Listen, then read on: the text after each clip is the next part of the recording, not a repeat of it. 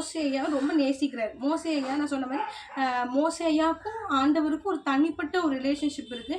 தேவனை நெருங்கி இருக்கிறார். இப்போ நாமளும் அதே போல் கர்த்தருக்கு அதான் ஒன்றே ஒன்று, எப்படி எந்த ஒரு எதிர்பார்ப்பும் இல்லாமல், எந்த ஒரு உலக பிரகாரமாக என்னை ஆஸ்வதிக்கணும், ஏன்னா நல்லா இருக்கணும், இதுக்காக மாத்திரம் நம்ம தேவனை தேடாமல், எனக்கு இயேசுவை முழு ஆத்மாவோடு முழு இதயத்தோடு முழு பலத்தோடு நீங்கள் அன்பு கூர்னீங்க அப்படின்னா ஆண்டவருக்கு உங்களுக்கு ரொம்ப பிடிச்சது. நான் எப்போவுமே ஒரு விஷயம் சொல்கிறது உண்டு, என்னென்னா தேவன் நம்மளுடைய ஆத்மாவை நம்மளுடைய இதயத்தை தான் பார்ப்பாரு, நம்மளுடைய அவுட்டரை பார்க்க மாட்டார் அப்படின்ற விஷயம் தான். எப்போ நம்ம நம்ம வெளியரங்கத்தை தான் நம்ம பாஸ்டருக்கு நம்ம ஆரம்பிச்சோன்னா அவங்க பாஸ்டருக்கு தெரியாமல் சில பேர் நம்ம ஆராதிப்போம். அது முக்கியம் இல்லை. உங்கள் இதயம் தான் தேவனை ஆராதிக்கணும்.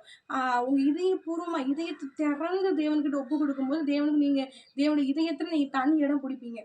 இந்த மாதிரி மோசே ஐயா ரொம்ப டிரான்ஸ்பரண்ட். ஒரு ஊழியக்காரங்க சொல்லி தான் கேள்விப்பட்டேன். அவர் எங்கும் உண்மை உள்ளவன் அப்படின்ற பேர் எப்படி அவருக்கு கிடச்சிச்சு அப்படின்னா, அவர் ரொம்ப டிரான்ஸ்பரண்டாக இருப்பாராம். அதாவது எதையுமே ஆண்டவர்கிட்ட மறைக்க மாட்டார். அவர் இதயத்தில் என்ன இருந்தாலும் அப்படியே ஆண்டவர்கிட்ட சொல்வார் அப்படின்ற மாதிரி சொன்னாங்க. அதனால தான் ஆண்டவர்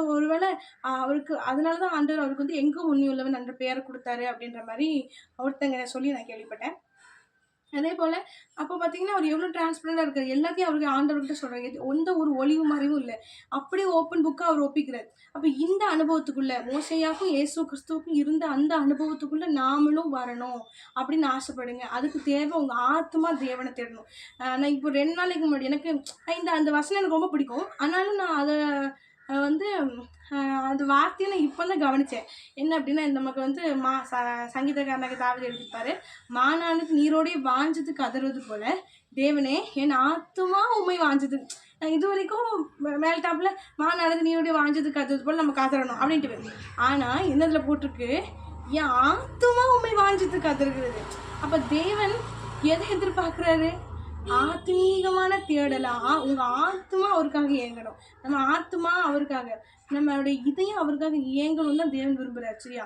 அப்போ நம்ம வெளியரங்கத்தை அதான் மறுபடியும் இது நமக்கு எது கன்ஃபார்ம் பண்ணுது அப்படின்னா, நம்மளுடைய அவுட்டர் அவர் பார்க்கல, வெளியரங்கத்தை அவர் பார்க்கல, நம்மளுடைய இதயத்தை தான் அவர் பார்க்குறாரு. நம்மளுடைய ஆத்மா தான் அவர் நோக்கி கதறணும். சரி அப்படின்னு சொல்லிட்டு அதுதான் நமக்கு ப்ரூவ் பண்ணுது.